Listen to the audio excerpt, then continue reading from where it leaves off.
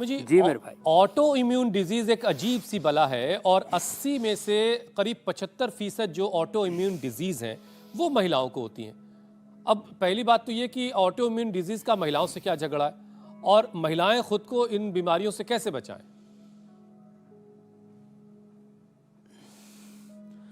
झगड़ा बस इतना है, ये अति संवेदनशील होती है। मैंने कहा ना, सारे पियर की, सारे ससुराल की, सारे भाई बहनों की पति की और पूरे कुनबे की, खानदान की, जेवरानी की, जेठानी की, सारी समस्याएं सारे जहां का अपने दर्द ऊपर लेकर हमारे उनका जिगर में। समाधान करने में लग जाती हैं। और कई और कई बार तो ना महिलाओं को सताते भी बहुत है। ये जो महिलाओं ये को बात भी सता रहे बहुत हैं, उनके लिए मेरा एक संदेश भी है, उनको नरक में भी जगह नहीं मिलेगी। तो एक तो देखो, महिलाओं को सताना नहीं। किसी किसी की सास बड़ी खड़ूस होती है और ससुरा तो उससे भी ज्यादा। हमारे यहाँ तो हरियाणा में ना, ये ससुरा गाड़ी, ससुरा गाड़ी हो गई है? ये ससुरा बाहर में गया। तो ये किसी का ससुरा, किसी की सास, किसी की देवरानी और जेठानी इतनी कातिल होती हैं, ओहो हो, माँ बहन बेटियों का जीवन नर्क बन जाता है। कई बार जो है, जब उसकी कोई सुने नहीं, अनसुना कर दे सब उसको, तो बहुत स्ट्रेस में चली जाती हैं। और जब ऑटो पायलट से हमारी हेल्थ, हमारी बॉडी, हमारा माइंड, हमारा थॉट प्रोसेस, इसका एक ऑटो पायलट मोड है।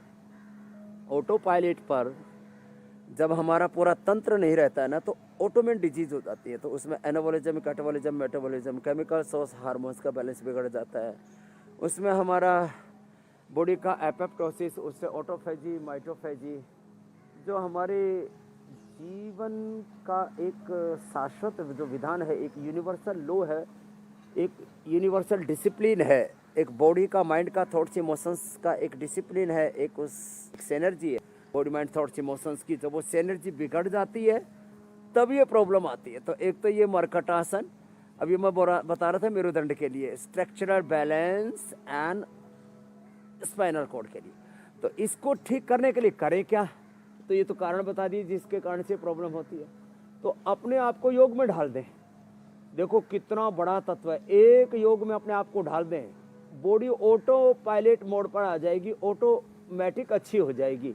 बॉडी में अपने आप में बहुत हीलिंग कैपेसिटी होती है। कितने हमारे तन में, मन में, जीवन में घाव लगे, वार, घात, प्रत्याघात, चारों ओर से कितने प्रकार के पारिवारिक, वैचारिक, सामाजिक, आर्थिक, भावनात्मक संकट हो, संघर्ष हो, सुनोतने। We are facing every time the different problems, challenges and threats in our life. But if you are doing yoga in daily life, so we can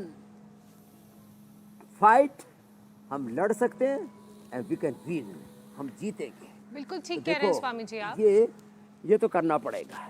तो हाँ, और ऑटोमेन डिजीज का समाधान है न्यूरोग्रिट, इम्यूनोग्रिट, ये भी ले लें और योग कर लें।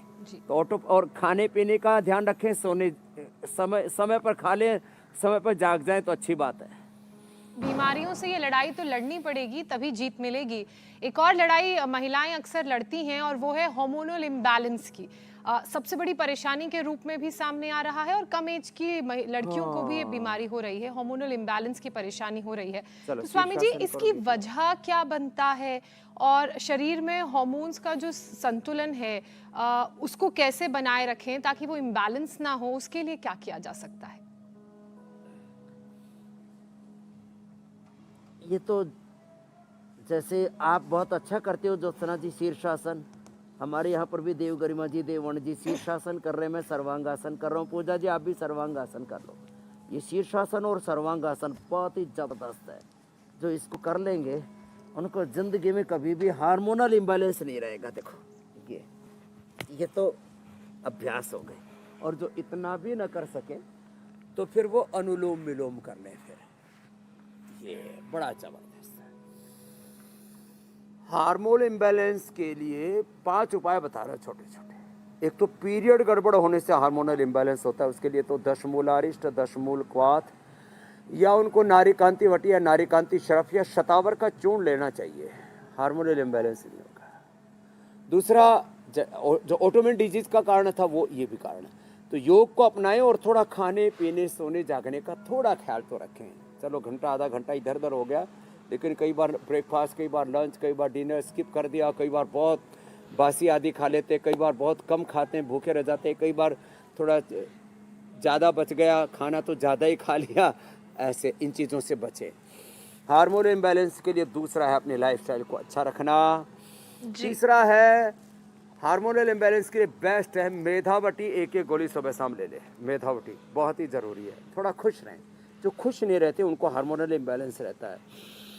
और ये अनुलोम विलोम तो बहुत ही ज़बरदस्त है। अनुलोम विलोम चलो बेटियों आप भी करो। शीर्षासन ऐसे ही करना जैसे हमारी बहनों ने किया इधर। अनुलोम विलोम, भ्रामरी उद्गीत करेंगे तो हार्मोनल इम्बैलेंस होगा ही नहीं। मैंने अनुलोम विलोम से और शतावर से कितनी माँ बहन बेटियों का हार्मोनल इम्बैलेंस ठीक किया है।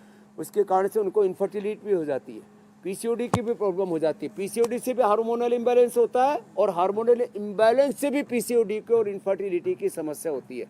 और इसमें यज्ञ की भस्म का पानी बड़ा काम करता है। शिवलिंग पुत्र जीवक देने से फिर इनफर्टिलिटी भी दूर हो जाती है। यज्ञ का भस्म पानी पीने से भी जो है वो इनफर्टिलिटी दूर हो जाती है। उसके लिए संतति सुधा और हम देते हैं और कपाल भाती अनुलोम विलोम लंबा कराते हैं। कुछ कह रहे थे मेरी बहन?